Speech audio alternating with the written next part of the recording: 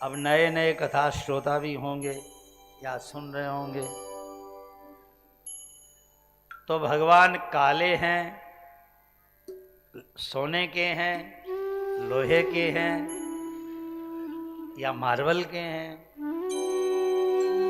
श्रीमद् भागवत का प्रथम श्लोक कहता है, अरे बाबा मूर्ति तो चाहे किसी की बना लो तुम, चांदी की, सोने की, हीरे की, लेकिन हमारे ठाकुर जो हैं वो सतचित आनंद है।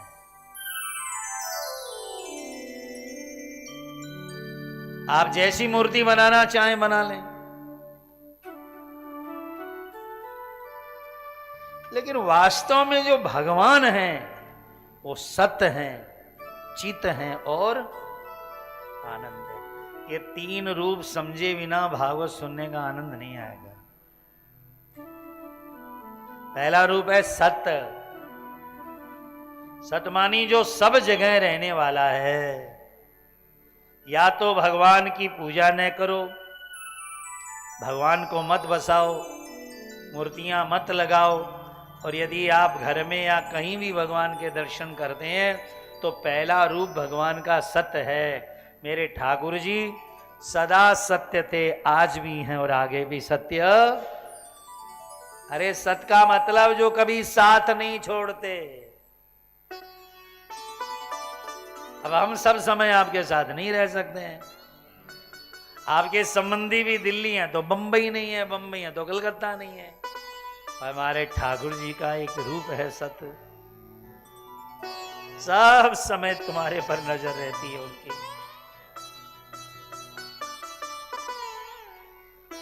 भगवान का सत्य रूप समझ लो।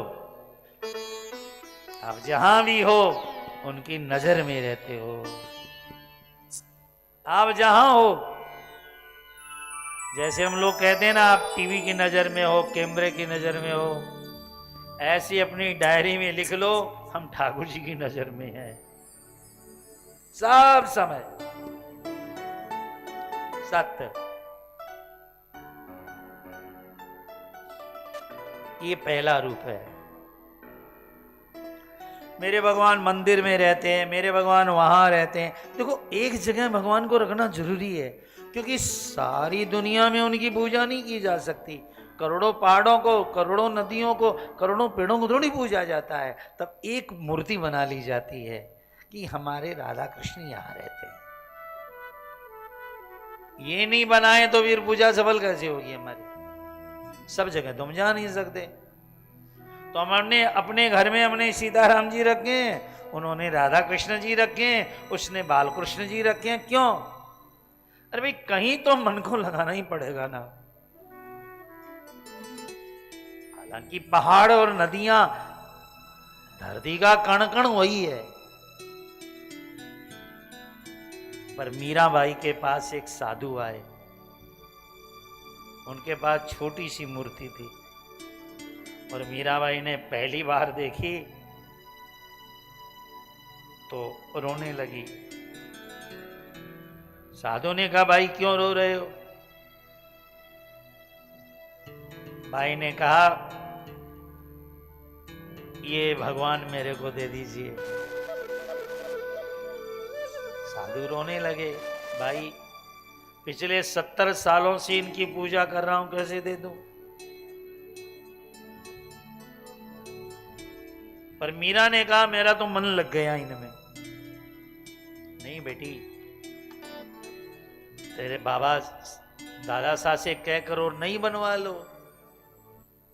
तू तो राजमहल की बेटी है, कुछ भी बना लो। पर मीरा भाई बोला, मेरा मन तो इसी में अटक गया बाबा जी। बाबा जी ने कहा, अपनी पूजा की मूर्ति कोई महाराज जी देते हैं क्या? रहने दो। अब मीरा भाई रात भर नहीं सोई, रात भर उसी मूर्ति में।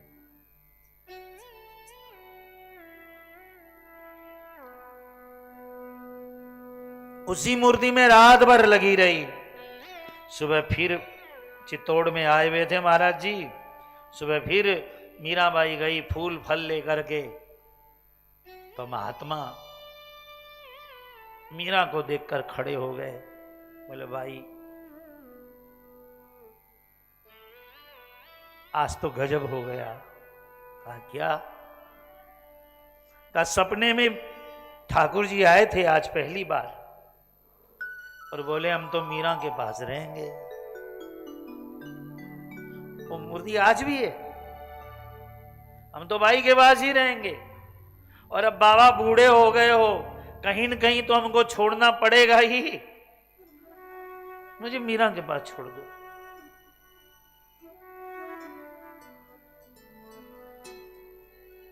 बेटी ये प्राण धन है मेरे, देते तो नहीं बनता, लेकिन भगवान का आदेश है बेटी, मुझे मीरा के पास रहना है। मीरा के आनंद का ठिकाना ही नहीं रह गया। बेटी 10-11 दिन से तेरे घर में सत्संग चल रहा है, भगवान का नहलाना, उठाना, बैठाना, सुमाना सब तुम देख चुकी हो। बस एक ही बात कहूंगा बेटी, कभी मेरे ठाकुर जी को काट या पत्थर की मूर्ति मत समझना, मेरे प्राणधन साक्षात भगवान है। और मीरा की गोद में ठाकुर जी रख दिया, बस वहीं से मीरा का प्राकट्य हुआ। एक मूर्ति में प्रेम हो गया। छोटी सी उम्र में मीरा ने हरि मिला दी, छोटी सी उम्र में मीरा ने हरि मिला दी। हाँ जी कोई मिल गया श्री भगवान, हाँ जी कोई मिल गया श्री भगवान। छोटी सी उम्र में मीरा ने हरि मिला दी।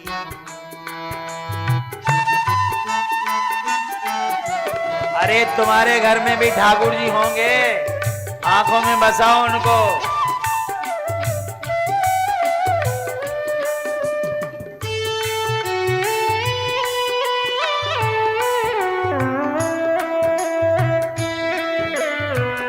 मीरा नाचती गाती ठाकुर जी को ले गई घर में। जोधा जी थे बाबोसा, बाबोसा ठाकुर जी के लिए एक सोने का मंदिर बनवा दियो, बना दिया, चांदी के खिलौने बनवा दो। जो सेवा की उन्होंने ठाकुर जी की है। और मीरा ने घूंघट काटना कब से शुरू किया ठाकुर जी से पता है?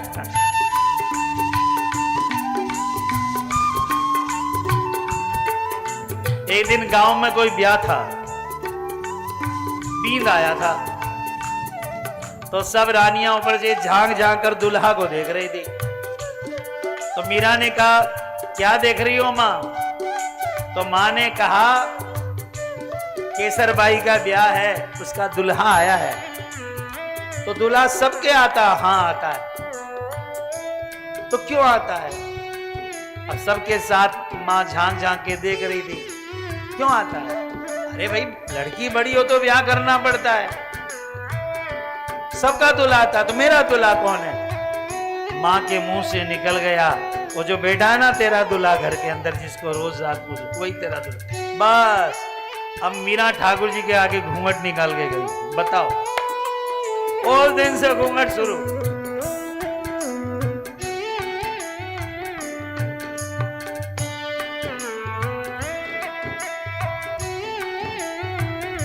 सच्चिदानंद रूपाय।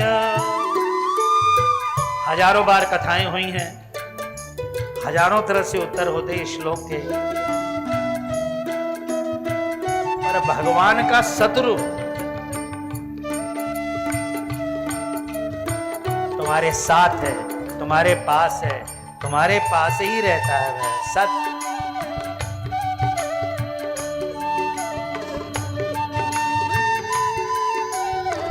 एक कहो तो सांवरा थारी बांसुरी बन जावा।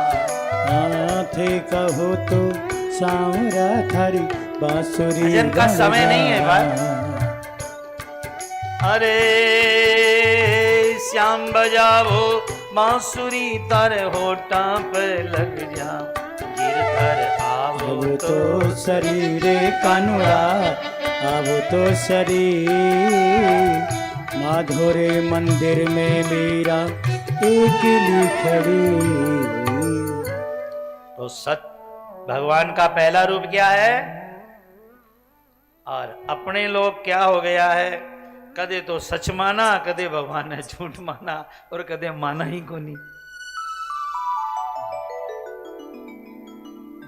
कभी थोड़ा थोड़ा मानते हैं, कभी ज्यादा मानते हैं, कभी मानते ही नहीं। कऊ कहे साच झूठ कह कऊ, युगल प्रबल कऊ माने। तुलसीदास जी ने कहा कोई कहे थोड़ो थोड़ो साचो है, थोड़ो थोड़ो झूठो है, ऐसे काम नहीं होगा। भगवान को सत्य समझो। केशव कहीं न जाई का कहिए, हे केशव आप ही सत्य हो। तो कथा श्रवण करने बैठे हो तो अपने दाएं, अपने बाएं, अपने आगे, अपने पीछे उसी का दर्शन करो। कम से कम कथा सुनते समय तो दर्शन करो। थोड़ा थोड़ा अभ्यास करोगे तो भी चारों तरफ वही दिखाई देने लगता है, सत्य।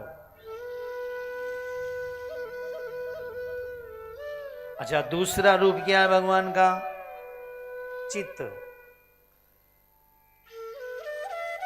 अब तुम सब जगह तो नहीं देख पा रहे हो, मूर्ति में भी नहीं देख पा रहे हो, तो फिर आंखें बंद करके अपने आप के अंदर देखो।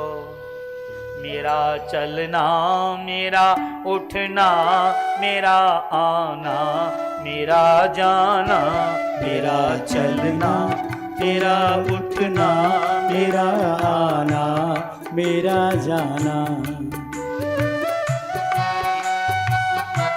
ये सब कुछ तुमसे ही प्यारे, तू मुझ में ही जो बैठा है, ये सब कुछ तुमसे ही प्यारे तो तू मुझ में बैठा है। भजन नहीं गाना मुझे, केवल भाव समझाना। मेरा उठना, मेरा बैठना, भोजन करना मेरा काम है, पर पचाना तेरा काम है। अंदर बैठ के सोना मेरा काम है, जगाना तेरा काम है। श्वास बाहर छोड़ना मेरा काम है, पर वापिस लाना तेरा काम है। एक श्वास बाहर की बाहर नहीं रह जाए तो राम स्वरूप जी, बाहर को श्वास बाहर रह जाए तो हो जाना जय श्री कृष्ण, रखना पड़ता है। मेरा उठना, मेरा बैठना, मेरा चलना, मेरा आना, मेरा जाना, ये सब चित्त के कारण हो रहा है।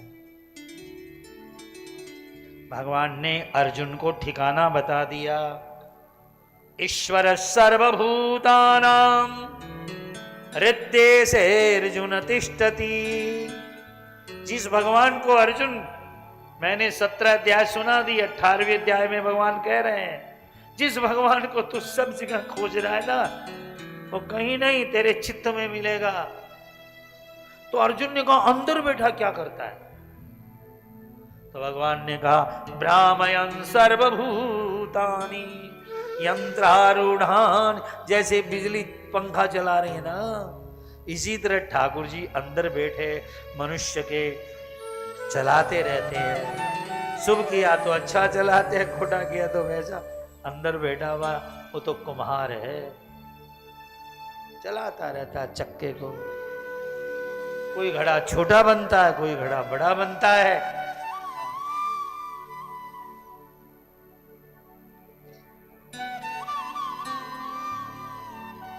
एक बार माटी ने कुम्हार से कहा,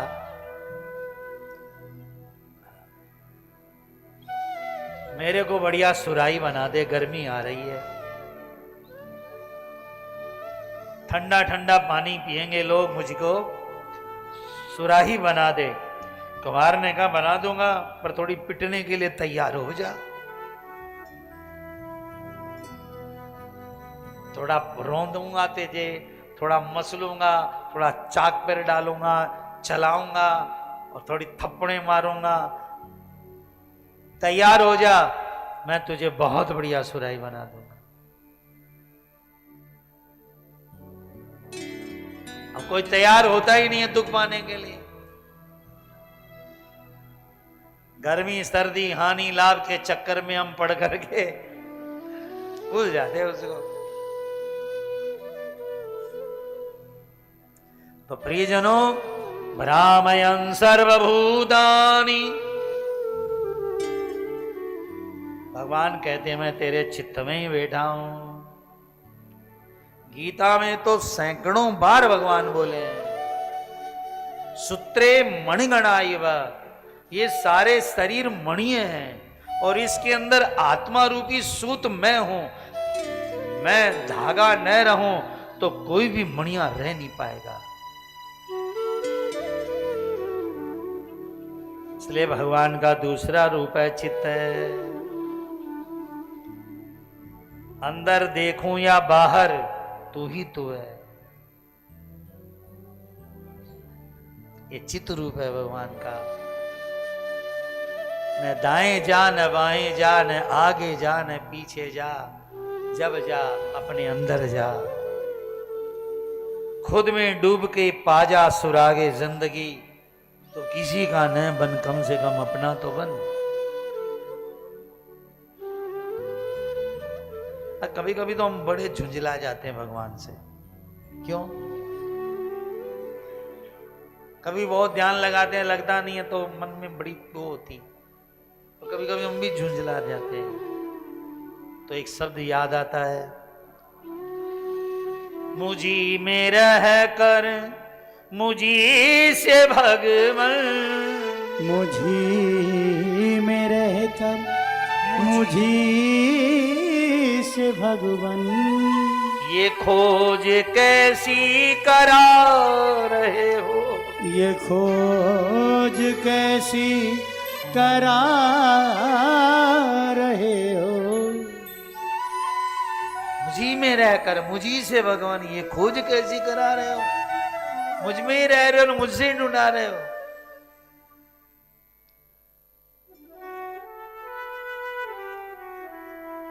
भगवान कहते हैं जरा आसन लगा, जरा ध्यान में बैठ, जरा चित्त को शांत कर, देख मैं तेरे चित्त में आता हूं कि नहीं आता हूं। चित्त का मतलब ही हुआ, हृदय जब भ्रमण करना भूल जाता है, छूट जाता है दिल का घूमना, तब भगवान अपने हृदय में आसन लगा लेते हैं। तो ये चित्त रूप है आंखें बंद करके देखने का, सतरूप आंखें खोल कर देखने का, सब जगह सर्वत्र है। और सत्य, चित्त, और तीसरा क्या है? आनंद। ये आनंद रूप जो है ना, ये भगवान का कथा में आएगा, कीर्तन में आएगा। नंद के आनंद भयो, जय कन्हैया लाल की। किसी भी व्यक्ति को जीवन में आनंद चाहिए तो उसे कथा सुनना पड़ेगा, कीर्तन सुनना पड़ेगा, साधना करनी पड़ेगी। बिना साधन आनंद नहीं आता। ब्रज में हमने तो ऐसे ऐसे बाबा देखे, बाबा इन 51-52 साल हो गए हमें ब्रज में आते। हाँ, हम प्रचार में तो नहीं गए ब्रज में, लेकिन खूब संतों के साथ रहे। प्रभुदत्त ब्रह्मचारी जी इतना प्यार लाड लड़ाते थे, इतना स्नेह करते थे।